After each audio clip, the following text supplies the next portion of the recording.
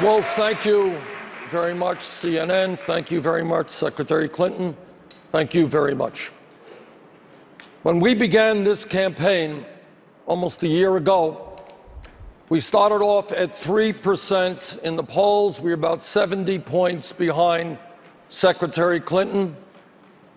In the last couple of weeks, there were 2 polls out there that had us ahead.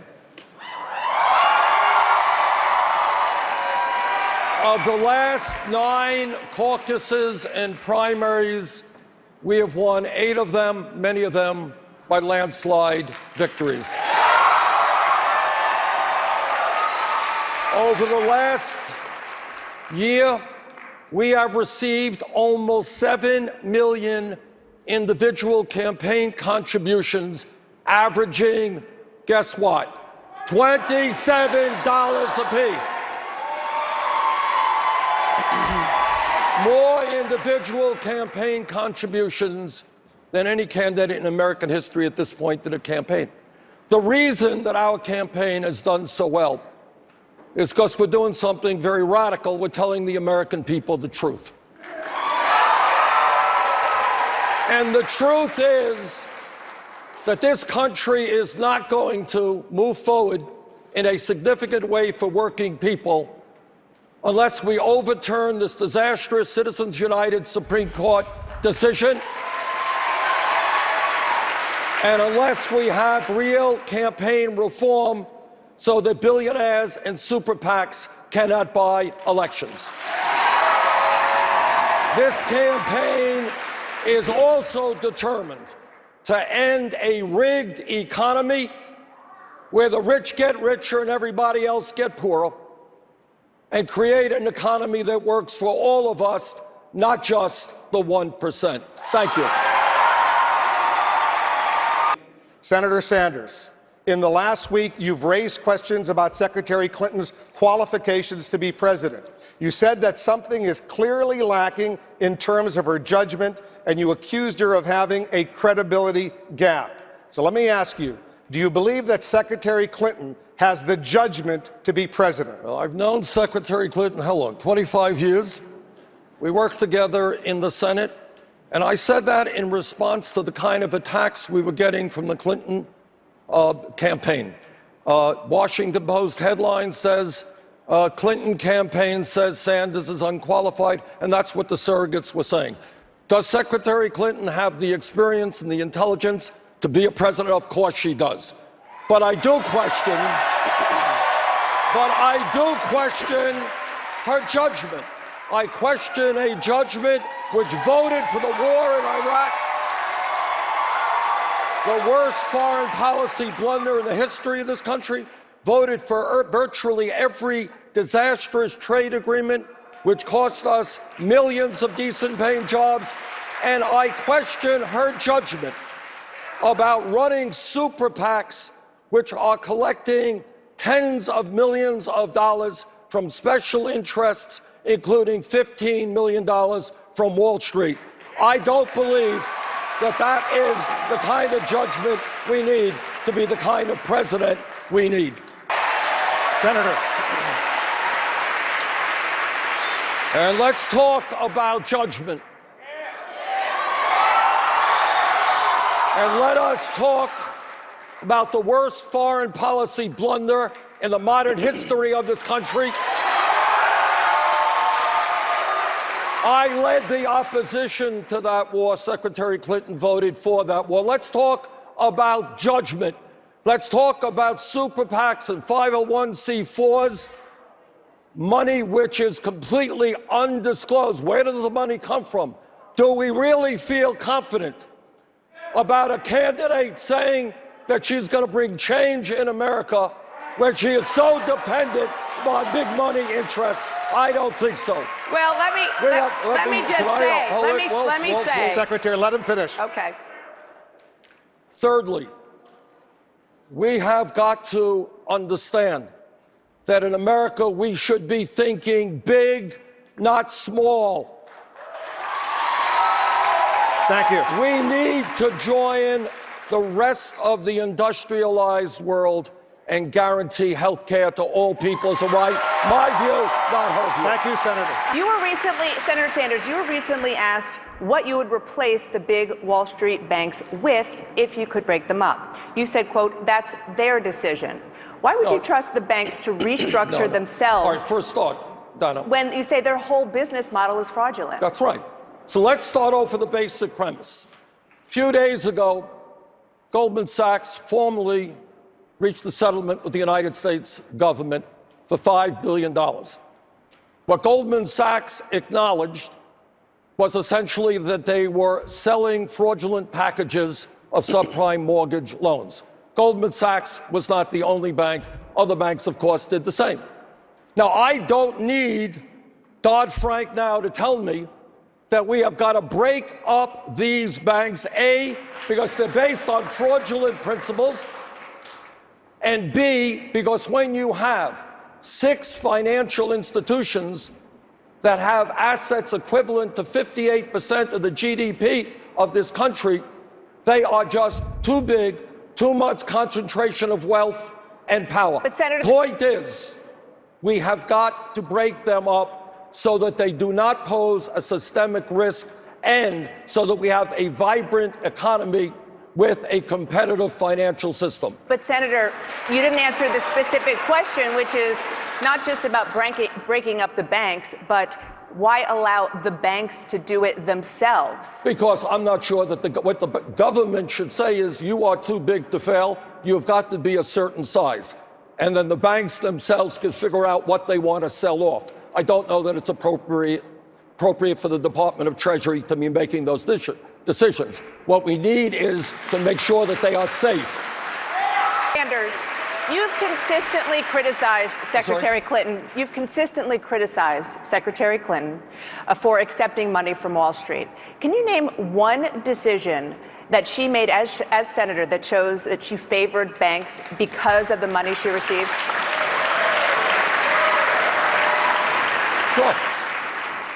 Sure. The obvious decision is when the greed and recklessness and illegal behavior of Wall Street brought this country into the worst economic downturn since the Great Recession, the Great Depression of the 30s, when millions of people lost their jobs and their homes and their life savings.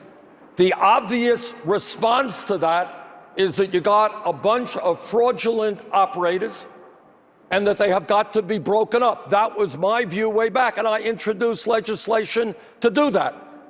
Now, Secretary Clinton was busy giving speeches to Goldman Sachs for $225,000 a speech.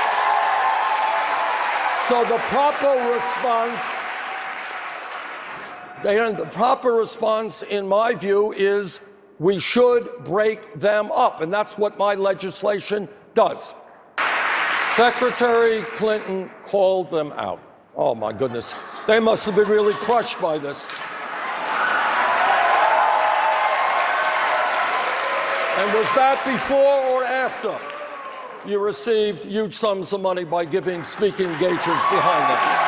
So they must have been very, very upset by what you did. Look, here is the difference. And here is the clear difference. These banks, in my view, have too much power. They have shown themselves to be fraudulent organizations endangering the well-being of our economy. If elected president, I will break them up. We've got legislation to do that. End of discussion. Thank you. Well, let me respond. Secretary Clinton, you just heard her. Everybody else does it. She'll do it. I will do it. I am going to release all of the transcripts of the speeches that I gave on Wall Street behind closed doors. Not for $225,000, not for $2,000, not for 2 cents. There were no speeches.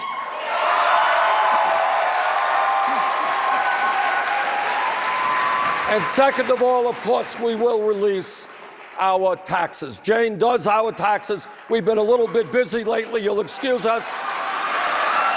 But we will, Senator, we will get them out.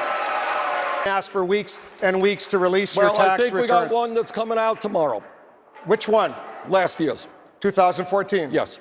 What about 2013? All the other ones? Look, I don't want to get anybody very excited. They are very boring tax returns. No big money from the speeches, no major investments. Unfortunately, I remain one of the poorer members of the United States Senate, and that's what that will show. So, Senator, just to be clear, tomorrow you will release the 2014 tax returns from you and your family? Yes. And what about the earlier ones? What's the problem? What's taking so long? Because you just have to go to the filing cabinet, make a copy, and release them. Well, the answer is, what we have always done in my family is Jane does them, and she's been out on the campaign trail. We will get them out. We'll get them out very shortly. It's not a big deal. Senator, you've slammed companies like General Electric and Verizon for moving jobs outside of the United States. Yesterday, the CEO of Verizon called your views contemptible and said in your home state of Vermont, Verizon has invested more than $16 million and pays millions of dollars a year to local businesses. He says you are, quote, uninformed on this issue and disconnected from reality. Given your obvious contempt for large American corporations, how would you, as President of the United States, be able to effectively promote American businesses around the world? Well, for a start, I would tell the gentleman who's the CEO at Verizon to start negotiating with the communication workers of America.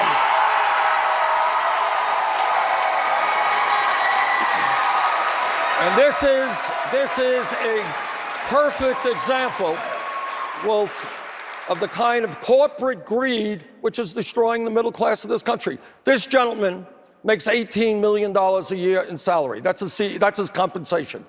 This gentleman is now negotiating to take away health care benefits of Verizon workers, outsource call center jobs to the Philippines, and trying to create a situation where workers will lose their jobs. He is not investing in the way he should in inner cities in America. Senator, but the question was, given your contempt for large American corporations, as president, how would you be able to promote American business around the world? First of all, the word contempt is not right. There's some great businesses who treat their workers and the environment with respect.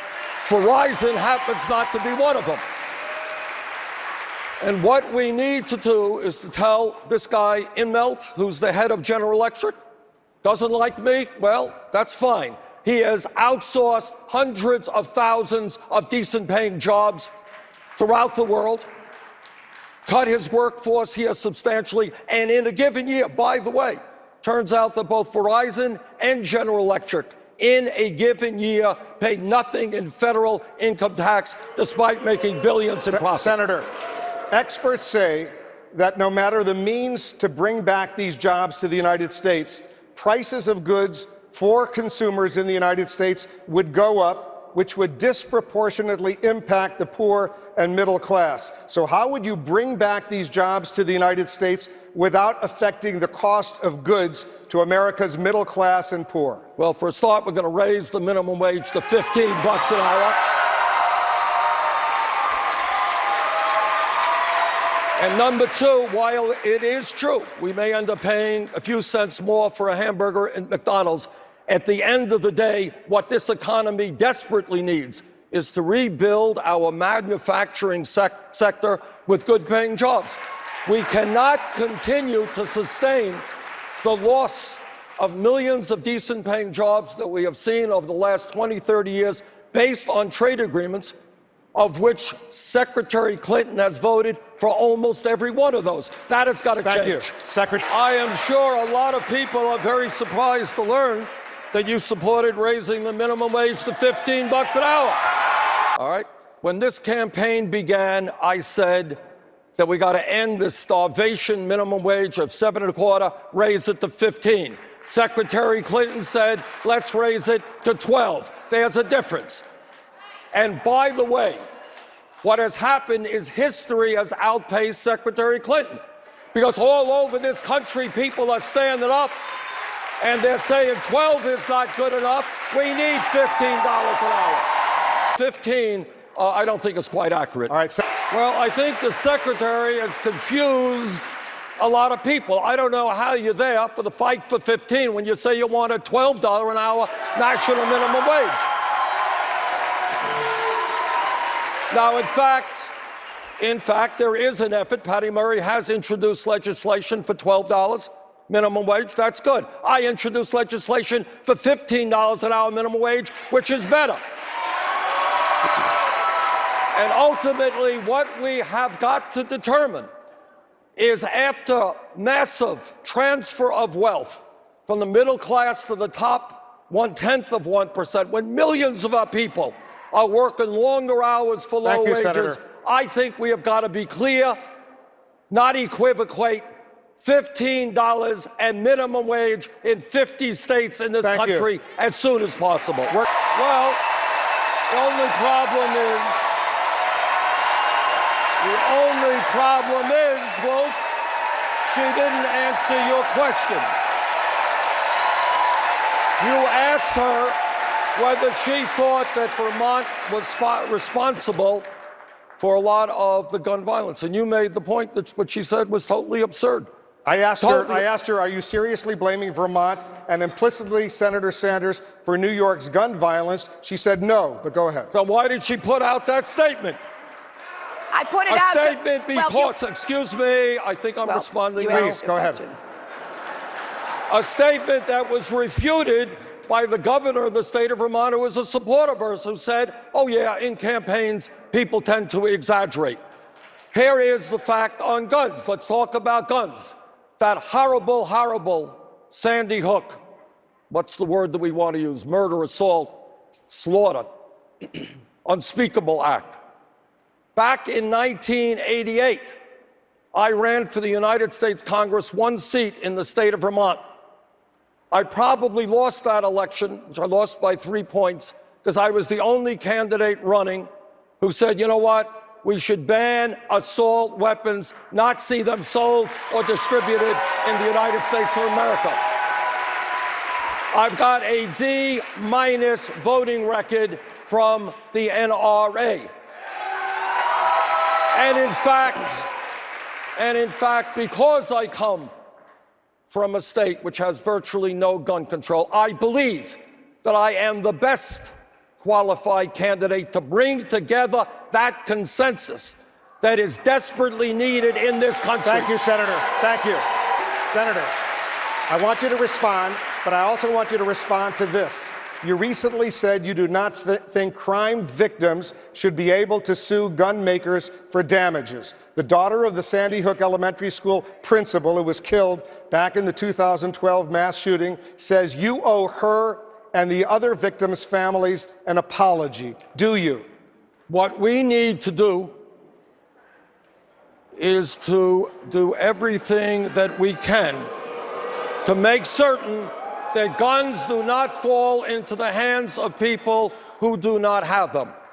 Now, I voted against this gun liability law because I was concerned that in rural areas all over this country, if a gun shop owner sells a weapon legally to somebody and that person then goes out and kills somebody, I don't believe it is appropriate that that gun shop owner who just sold a legal weapon to be held accountable and be sued. But what I do believe is when gun shop owners and others knowingly are selling weapons to people who should not have them. Somebody walks in, they want thousands of rounds of ammunition, or they want a whole lot of guns. Yes, that gun shop owner or that gun manufacturer should be held liable. So, Senator, do you owe the Sandy Hook families an apology?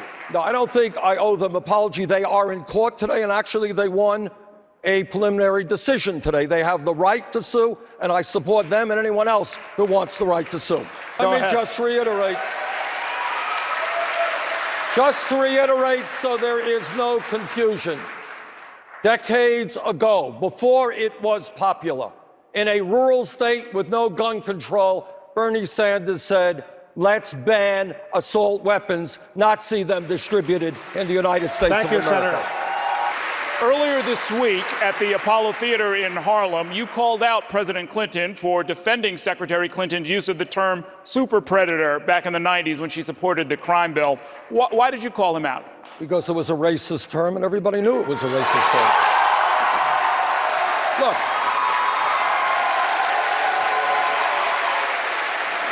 much of what Secretary Clinton said was right. He had a crime bill. I voted for it. It had the Violence Against Women Act in it. When mayor of Burlington, we worked very hard to try to eliminate domestic violence. This took us a good step forward. We're talking about the weapon that killed the children in Sandy Hook. This banned assault weapons, not insignificant. But where we are today is we have a broken criminal justice system. We have more people in jail than any other country on earth.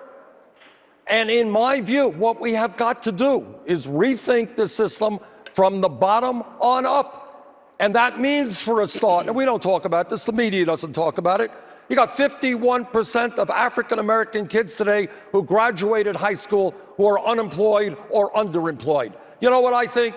Maybe we invest in jobs and education for those kids, not jails and incarceration. And I'll tell you what else.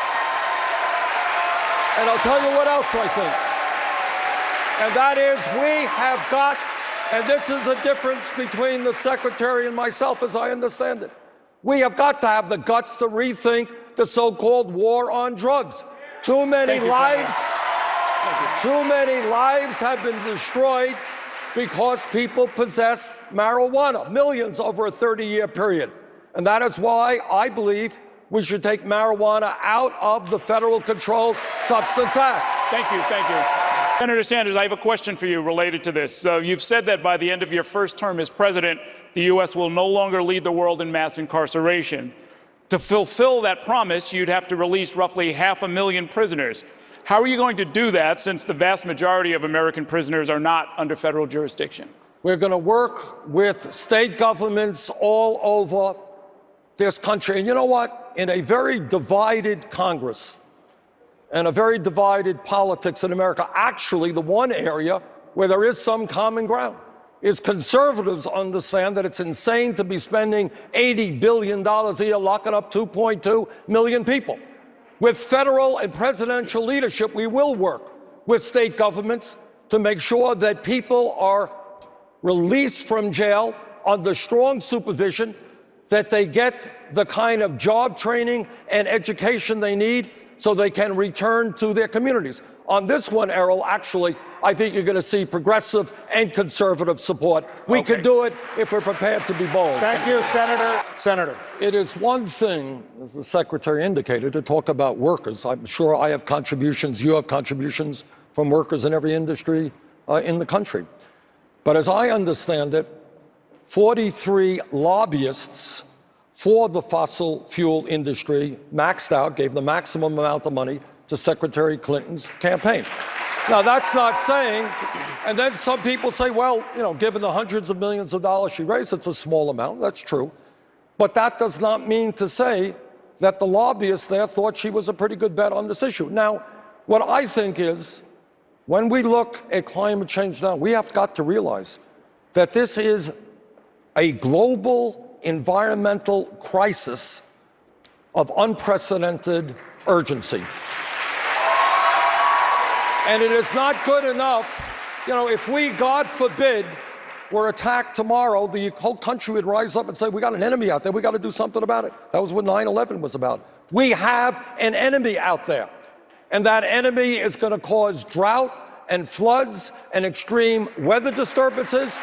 There's going to be international conflict. I am proud, Wolf, that I have introduced the most comprehensive climate change legislation, including a tax on carbon, something I don't believe Secretary Clinton supports. Go ahead and Let's talk about that. When you were Secretary of State, you also worked hard to expand fracking to countries all over the world.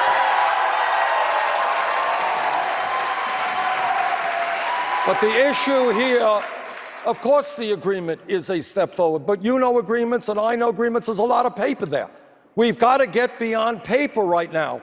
We have got to lead the world in transforming our energy system, not tomorrow, but yesterday. And what that means, Wolf, it means having the guts to take on the fossil fuel industry. Now, I am on board legislation says, you know what? We ain't going to excavate for fossil fuel on public land. That's not Secretary Clinton's position. Let us support a tax on carbon, not Secretary Clinton's position. Secretary, go ahead and respond. Senator. Here is a real difference. This is a difference between understanding that we have a crisis of historical consequence here, and incrementalism and those little steps are not enough. Not right now, not on climate change. Now, the truth is, as Secretary of State, Secretary Clinton actively supported fracking technology around the world.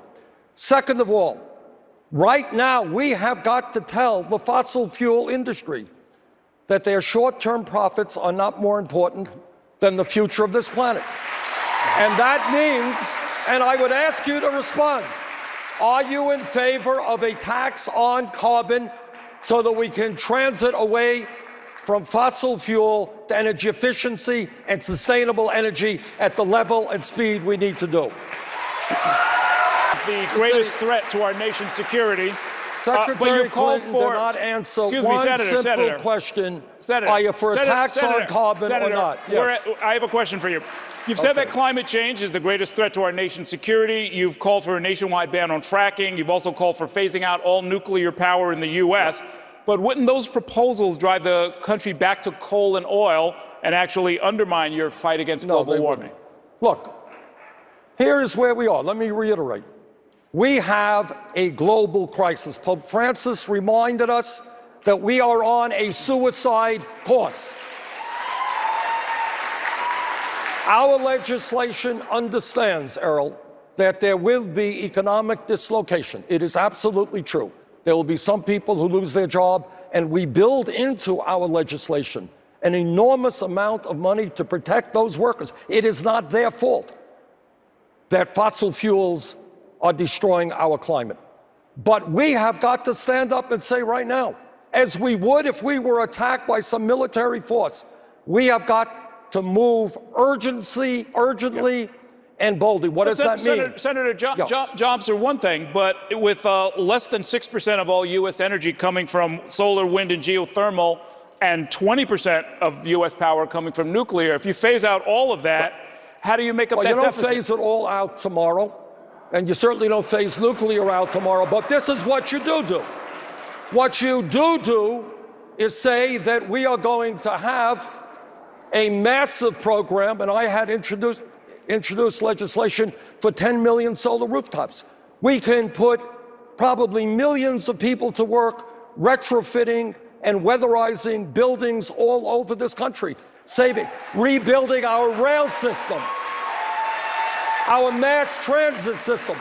If we approach this, Errol, as if we were literally at a war, you know, in 1941, under Franklin Delano Roosevelt, we moved within 3 years to rebuild our economy to defeat Nazism and Japanese imperialism. That is exactly the kind of approach we need right now. Thank you. Lead the world. Thank you, Senator. Go ahead. According to the New York Times, for President Obama, this was a pretty tough call. It's like a 51-49 call. Do you overthrow Gaddafi, who, of course, was a horrific dictator? But the New York Times told us it was Secretary Clinton who led the effort for that regime change. And this is the same type of mentality that supported the war in Iraq. Look, Gaddafi, Saddam Hussein are brutal, murdering thugs. No debate about that. But what we have got to do, and what the president was saying, is we didn't think thoroughly about what happens the day after you get rid of these dictators. Regime change often has unintended consequences. In Iraq and in Libya right now, where ISIS has a very dangerous foothold. And I think if you study the whole history of American involvement in regime change, You see that quite often. Secretary Clinton made this charge in previous debates, and just repeating it doesn't make it true.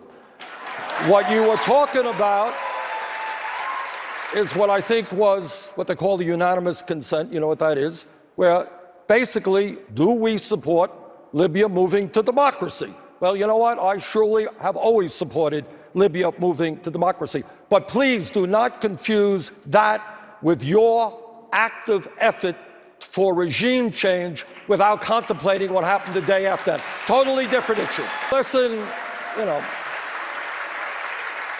2 points. Number one, yes, 100-0 in the Senate voted for democracy in Libya, and I would vote for that again. But that is very different from getting actively involved to overthrow and bring about regime change without fully understanding what the consequence of that regime change would be. Second of all, I know you keep referring to Barack Obama all night here, but you in Syria talked about a no-fly zone, which the president certainly does not support, nor do I support, because A, it will cost an enormous sums of money. Second of all, it runs the risk of getting us sucked into perpetual warfare in that region. Thirdly, when we talk about Syria right now, no debate, like Gaddafi, like Saddam Hussein, Assad is another brutal, murdering dictator. But Thank you, right Senator. now, our fight is to destroy ISIS first and to get rid of Assad second. Senator Sanders, in 1997, you said this about NATO. You said, quote, "It is not the time to continue wasting tens of billions of dollars helping to defend Europe, let alone assuming more than our share of any costs associated with expanding NATO." Do you still feel that way? Well, what I believe, if my memory is correct here, we spend about 75% of the entire cost of the military aspect of NATO. Given the fact that France has a very good healthcare system and free public education, college education for their people, the UK has a good national health service, and they also provide fairly reasonable higher education. You know what? Yeah, I do believe that the countries of Europe should pick up more of the burden for their defense. Yes, I do. And just following up, Senator Sanders, Donald Trump also argues that NATO is unfair economically to the U.S. because America pays a disproportionate share. So how is what you say about NATO and your proposal different than his? Well, you got to ask Trump. All I can tell you is with a huge deficit, with 47 million people living in poverty, with our inner cities collapsing, yeah, I do think countries like Germany and UK and France and European countries whose economy, or at least its standard of living and healthcare and education, they're doing pretty well. So I would not be embarrassed as President of the United States to say to our European allies, you know what? The United States of America cannot just support your economies. You got to put up your own fair share of the defense burden. Nothing wrong with that. Let's talk about the U.S. relationship with Israel. Senator Sanders, you maintain that Israel's response in Gaza in 2014 was, quote, disproportionate and led to the unnecessary loss of innocent life. What do you say to those who believe that Israel has a right to defend itself as it sees fit?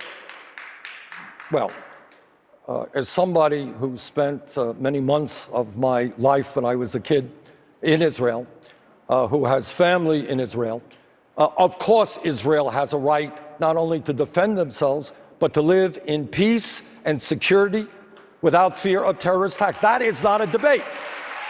But what you just read, yeah, I do believe that. Israel was subjected to terrorist attacks, has every right in the world to destroy terrorism. But we had in the Gaza area, not a very large area, some 10,000 civilians who were wounded and some 1,500 who were killed. Now, if you're asking me, not just me, but countries all over the world, was that a disproportionate attack? The answer is, I believe it was. And let me say something else. let me say something else. As somebody who is 100% pro-Israel, in the long run, and this is not going to be easy, God only knows, but in the long run, if we are ever going to bring peace to that region which has seen so much hatred and so much war, we are going to have to treat the Palestinian people with respect and dignity.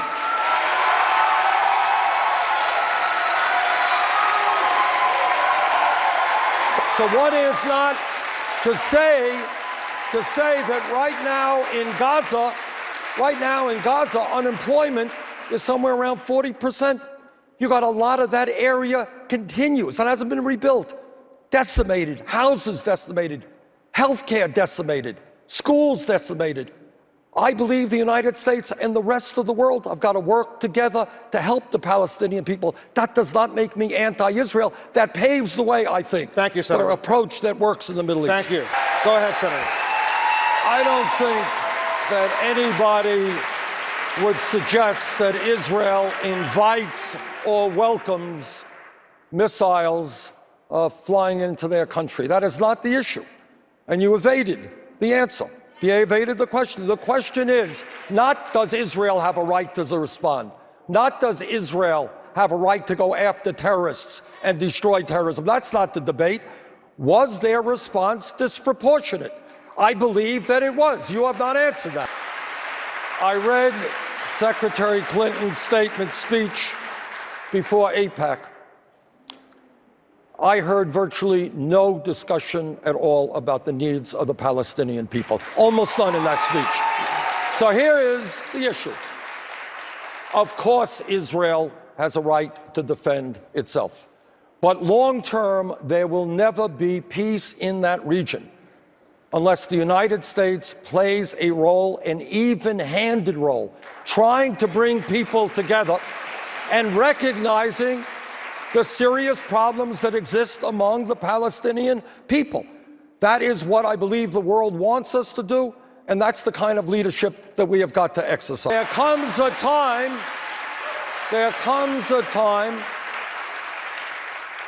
when, if we pursue justice and peace, we are going to have to say that Netanyahu is not right all of the time.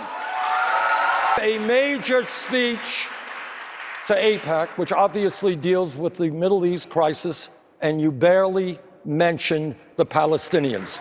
And I think, again, it is a complicated issue, and God knows for decades, presidents, including President Clinton and others, Jimmy Carter and others, have tried to do the right thing. All that I am saying is we cannot continue to be one-sided. There are two sides to the issue. Thank you, Senator.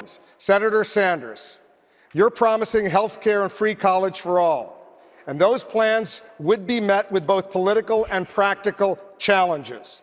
The Nonpartisan Committee for Responsible Federal Budget says your initiatives would cost up to $28 trillion, and even after massive tax increases, that would add as much as $15 trillion to the national debt. How is this fiscally responsible? Well, first of all, I disagree with that study. There are many economists who come up with very, very different numbers. For example, we are the only country, major country on earth that does not guarantee health care to all people.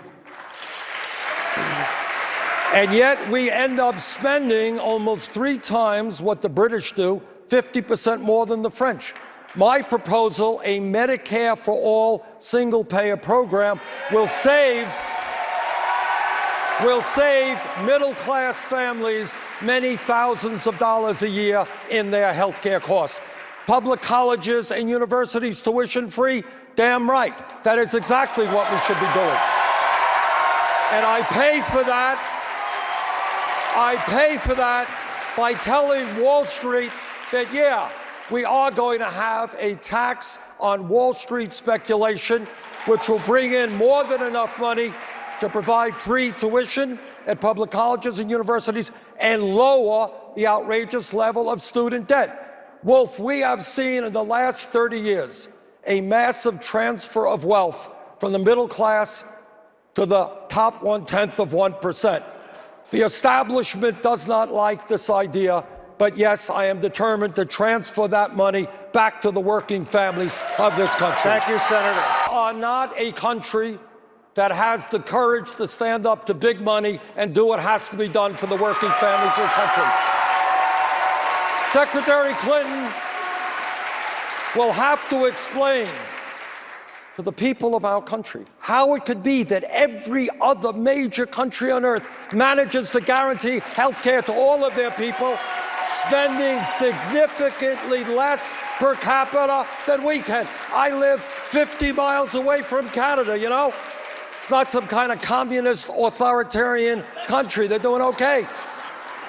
They got a healthcare system that guarantees healthcare to all people. We can do the same. In terms of public colleges and universities, please don't tell me that we cannot do what many other countries around the world are doing.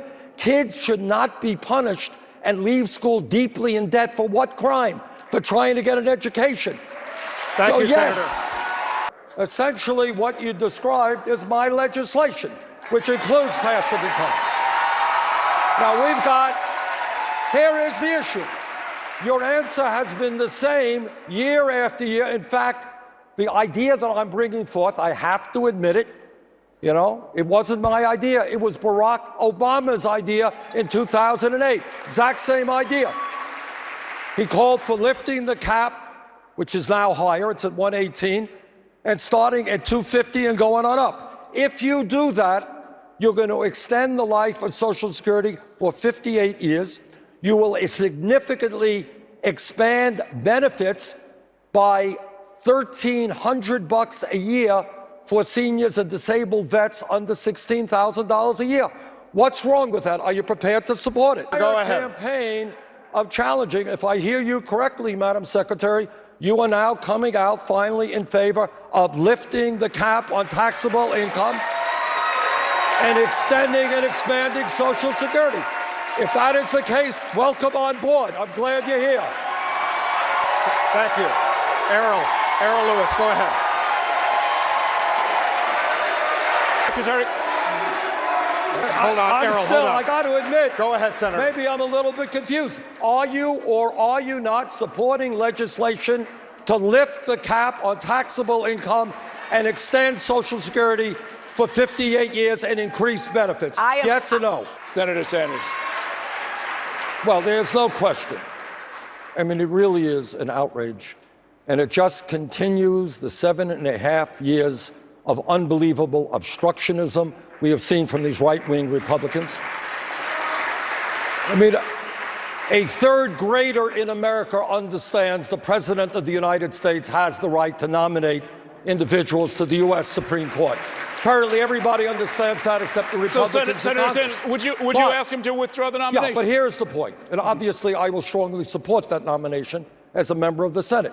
But if elected president, I would ask the president to withdraw that nomination because I think that we need a Supreme Court justice who will make it crystal clear, and this nominee has not yet done that, it's crystal clear that he or she will vote to overturn Citizens United and make sure that American democracy is not undermined. You're looking at a senator and former congressman who proudly has a 100% pro-choice voting record, who will take on those Republican governors who are trying to restrict a woman's right to choose, who will take on those governors right now who are discriminating outrageously against the LGBT community,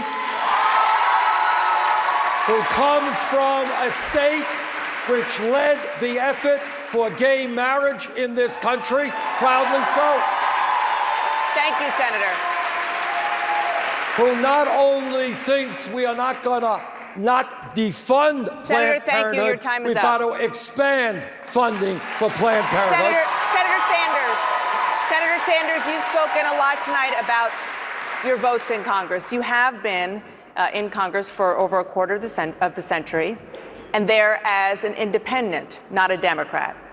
Now you're seeking the Democratic nomination, but Secretary Clinton has suggested that she's not even sure you are a Democrat. Are you? Well, why would I be running for the Democratic nomination to be president of the United States? But here is a good point. You know, in virtually all of the general election matchup polls between Trump and Secretary Clinton and Trump and Bernie Sanders, in almost all of those polls, I do better than Secretary Clinton. Both in the CNN poll, I was 20 points ahead of Trump. I think Secretary Clinton was 12 points. And you know why? Because, in fact, a whole lot of people, this may be a shock to the Secretary, but there are a whole lot of independents in this country. Senator Sanders. And we are not going to win the White House based on just long-term Democratic votes. We have got to reach out to independents, and I think I am well qualified to do that. Senator Sanders. I am in this race as a Democrat. I have raised millions of dollars for my colleagues in the United States Senate to help them get elected. I will do everything that I can to open the Democratic Party to the young people who are flocking into our campaigns. Senator Sanders, on that very subject, Secretary Clinton mentioned electing a Democratic Congress several times. She says that she raised $15 million for the Democratic Party in the first 3 months of this year. You don't appear to have raised any money for the party. So yesterday you did announce that you would help 3 members of Congress who have endorsed you. But why aren't you doing more now to help the party you say you want to lead? The truth is, and you can speak to my colleagues, we have raised millions of dollars for the DSCC. I have written letters that have raised just if I may use the word, huge amount of money. So that's just not accurate. But I will also say, and this is important, and maybe the Secretary disagrees with me, but I am proud that millions of young people who previously were not involved in the political process are now coming into it. And I do believe that we have got to open the door of the Democratic Party to those people. And I think the future of the Democratic Party is not simply by raising money from wealthy campaign contributors. I think that the way we are doing it in this campaign, $27 a contribution, Senator, your time is up. not being dependent on Wall Street or big money. Thank you, that Senator is the Sanders. future of the Secretary Democratic Clinton. Party that I want to see.